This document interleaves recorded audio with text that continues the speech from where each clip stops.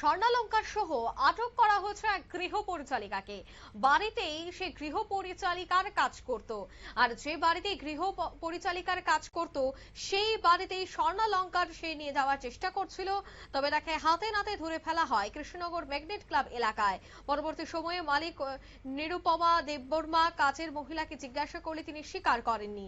পরবর্তী সময়ে পশ্চিম থানায় একটি মামলা দাখিল করা হলে পশ্চিম থানার পুলিশ তদন্তে নেমে এই কাজের মহিলার ভাড়া বাড়ি থেকেই উদ্ধার করে স্বর্ণালঙ্কারগুলি এবং যার বাজার মূল্য প্রায় 2 লক্ষ টাকা বলে জানিয়েছেন পশ্চিম আগরতলা থানার ওসি সঞ্জিত সেন। কি বলছেন শোনাবো।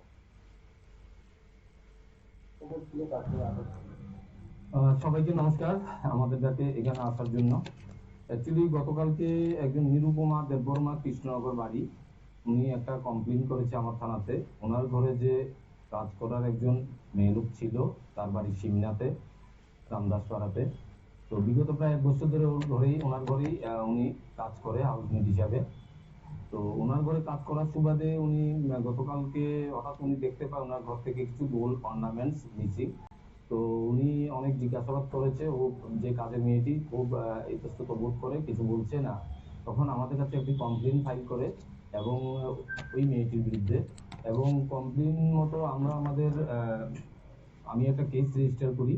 এই সুবাদে এখানে লেখা হয়েছিল একটি গোল্ডের চেইন, একটি ডায়মন্ড প্যান্ডেন্ট, এক পেয়ার কানের ডায়মন্ডের নিয়ে গেছিল। আরো 1-2টা জিনিস আছে যেগুলো আমরা ইনভেস্টিগেশনে।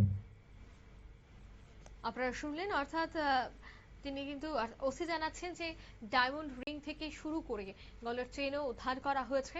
তিনি গৃহ পরিচালিকার কাজ করতেন, আর সেই কাজ করার সময় মালিকের বাড়ি থেকে এই জিনিসপত্রগুলি সে চুরি করেছে। নিয়ে নিচ্ছি ছোট্ট একটি বিজ্ঞাপন বিরতি, সঙ্গে থাকুন।